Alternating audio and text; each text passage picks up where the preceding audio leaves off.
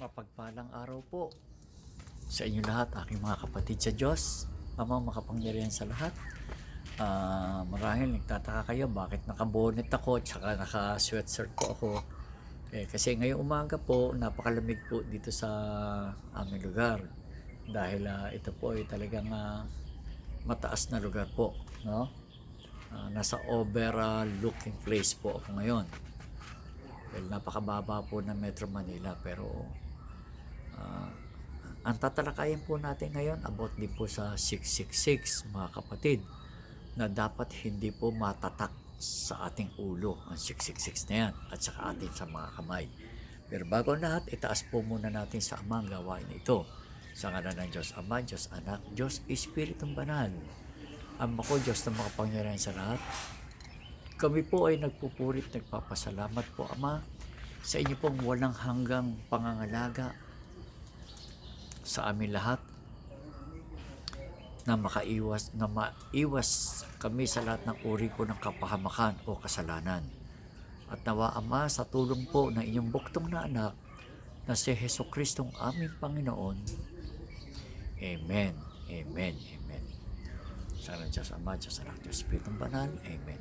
Okay mga kapatid, tatalakayin po natin ngayon about yung 666. Kasi po yung 666, isang sumpa po ito, no? Na inilalagay sa ating kaisipan ni Satanas na Diablo para po mawalay ang ating pananampalataya sa Diyos Amang lumikha ng buong sanlibutan. Kaya mga kapatid, matuto po tayong magdasal araw-araw, umaga, pagising, pasalamat, bago matulog, para protektado po tayo.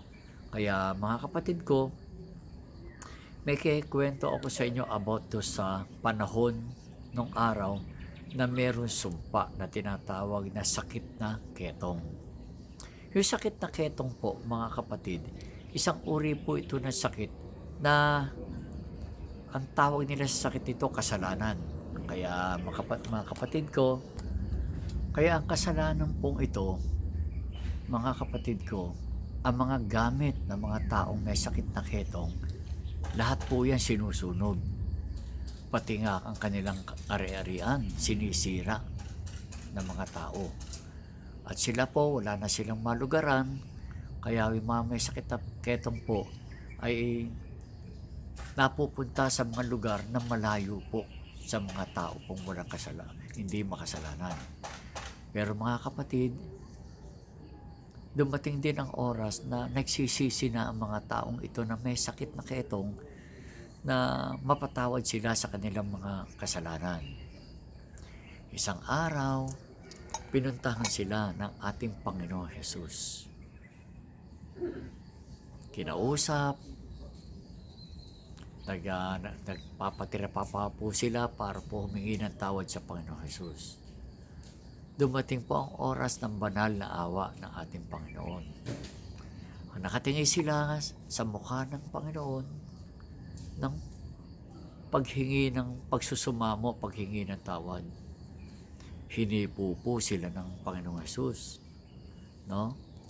Sabi nga po nila, huwag niyo kami hipuin, kami makasalanan, hindi kami karapat-dapat. Pero ganun pa man, hinipo sila ng ating Panginoong Jesus para po sa katuparan ng kanilang paghingi ng tawad. Kaya pinagkalooban sila ng Panginoong Jesus ng banal na awa.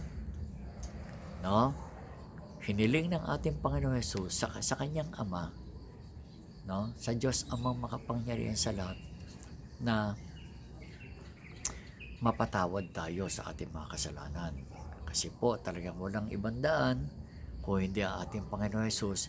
Kapag po hiniling niya sa Ama, ito po ay hindi napapahindian. Kaya nga po ang ating Panginoon Jesus, siya ang tunay na daan na pamamagitan sa Ama. Kaya mga kapatid ko, meron po talagang marami nga po nagsasabi, ano po ba ang simbolo na tinatawag na face of Jesus? Ito po. Ano raw yung simbolo ng face of Jesus? Ang simbolo po ng face of Jesus, yung nga pong banal na awa. Banal na awa. Kaya pag nananalangin po tayo, mas maganda po na sa ating kaisipan, ha, nalalarawan natin sa ating kaisipan ang mukha ng Panginoong Hesus. Yun po, isang pagbubukas sa ating kaisipan na ito po ang bumubura sa mga nakatatak sa ating kaisipan na tinatawag na 666. Yun po, ha? Kasi po yung 666, isang uri ng tatak sa ating isip para makagawa tayo ng kasalanan. Kaya mga kapatid, ingat-ingat po. Kasi sa ating isip, marami po itong tukso na isinusulat. Yung 666 na yan, na isinusulat sa ating memory para po makaisip tayo masama.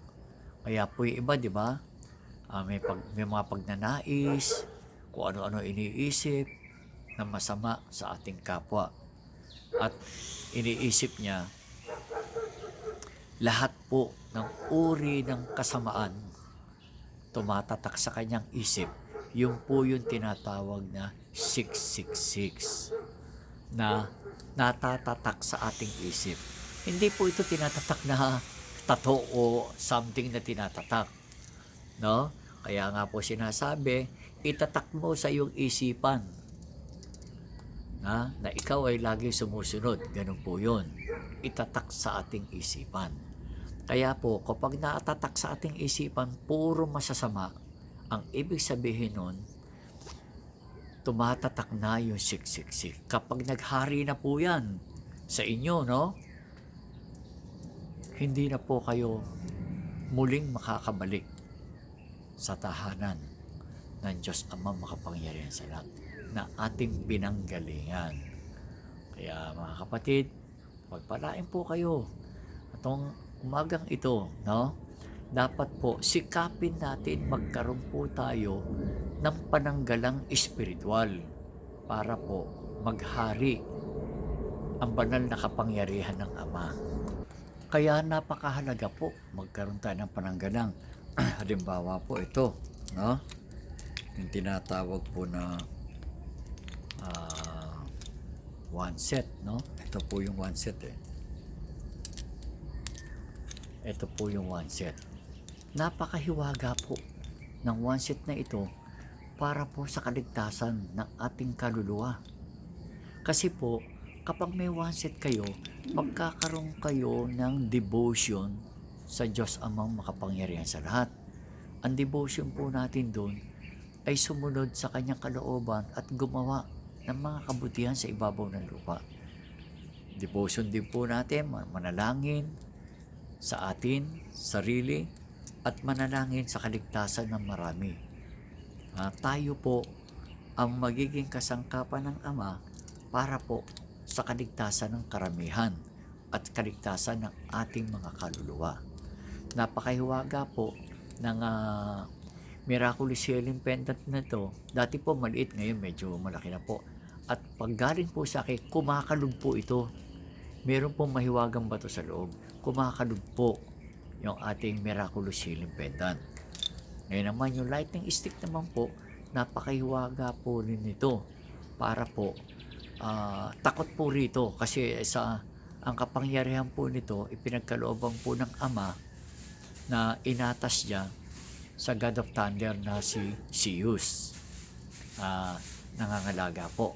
At ito naman po yung tinatawag na dignum na kamagong na 7 virtudes. Pag sinabi pong dignum, nahukay po yun sa malalim na lugar at nakonsagrahan ng 7 kapangyarihan na tinatawag na 7 virtudes. Plus, nadagdagan pa po nito ng banal na tinatawag na Holy Trinity, God the Father, God the Son, God the Holy Spirit. Napakalakas po ng puwersa, kaya po itong tatlong to, kompleto na po. Ngayon naman po, kung hindi niya naman po kaya pa, pwede na po kahit isa lang. Napakalakas po. Either ito po, no? Isa, no? Pwede pong ito. No? Pwede pong ito. Kaya itong dalawang po ito, mas mapuwersa to kasi po, ito naman po nasa labanan. Kaya mga kapatid ko, pagpapalain po kayo ng Ama. Huwag po kayong mag-alala. No? Ang kalakasan po sa tulong po na banal na mukha ng Ama ay sumisimbolo ng banal na awa. No, yan po. Kaya ating Panginoon Jesus, ating mananalangin po ay lagi po nasa Panginoon Jesus. Kasi po, no one can enter the kingdom of God without Jesus. Ganun po, mga kapatid. Pagpalain po kayo. Magandang umaga po. Magandang umaga po sa inyo lahat. Pagpalain po kayo. Mahal na mahal ko po kayo lahat.